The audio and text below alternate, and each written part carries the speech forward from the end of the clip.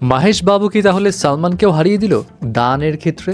মাহেশ বাবুকে এখন বলা হচ্ছে ইন্ডিয়ার সবচাইতে চ্যারিটেবল সুপারস্টার, মানে দানের দিক দিয়ে সুপারস্টারদের মধ্যে টপে।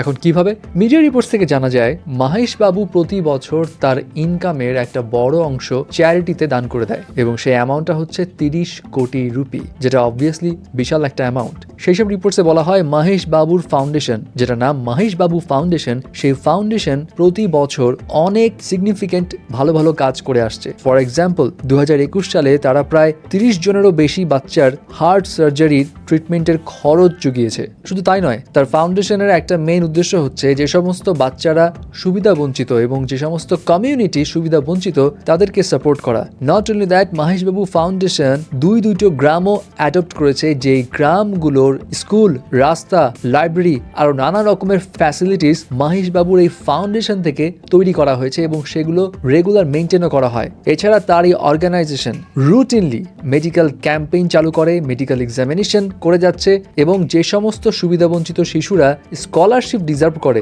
তাদেরকে পড়াশোনার জন্য স্কলারশিপও প্রদান করে আসছে। এবং মাহেশ বাবু এটা এখন থেকে করছে না, সে লম্বা সময় ধরে এই কাজ করে আসছে। কিন্তু মাহেশ বাবুর এই অ্যাক্টিভিটিসগুলো খুব বেশি সে ঢালাওভাবে প্রচার করে না, যেটা তার একটা জেনারসিটি। কিন্তু এখন মাহেশ বাবুকে বিভিন্ন মিডিয়া রিপোর্টস থেকে ট্যাগ দেওয়া হচ্ছে মাহেশ বাবু হচ্ছে ইন্ডিয়ার মোস্ট চ্যারিটেবল সুপারস্টার। সো এখন প্রশ্ন এসেই যায়, তাহলে কি মাহেশ বাবু সালমানের থেকেও বড় দানশীল? ওয়েল, যারা ইউজুয়ালি এর সমস্ত ভালো ভালো চ্যারিটি ওয়ার্ক করে আসে তারা কখনোই মুখ ফুটে বলে না যে তারা কত টাকা দান করছে। সেম অ্যাজ সালমান খানও। আমরা সবাই জানি সালমান খান সে ব্যাড বয় একটা ইমেজে থাকলেও সে কতটা মহৎ মহৎ কাজ করে আসে এবং তার দানের কাহিনী কত বিশাল। এবং এই সালমান খান একবার আপকি আদালতে এসে একটু বিব্রতকর পরিস্থিতিতে পড়ে যায়। তাকে হোস্ট জিজ্ঞাসা করে, সালমান, আপনার ব্যাপারে জানা যায় যে আপনি আপনার ইনকামের 90%ই দান করে দেন এবং 10% নিজের কাছে রেখে দেন। সালমান স্বীকার তো করে যে 10% সে নিজের কাছে রাখে, নিজের খরচার জন্য ব্যবহার করে, কিন্তু বাকি 90% সে যে দান করে। এটা শুনে তিনি একটু অস্বস্তিতে পড়লেও স্বীকার করতে চাননি এবং এটাই সালমানের মহত্ব। তিনি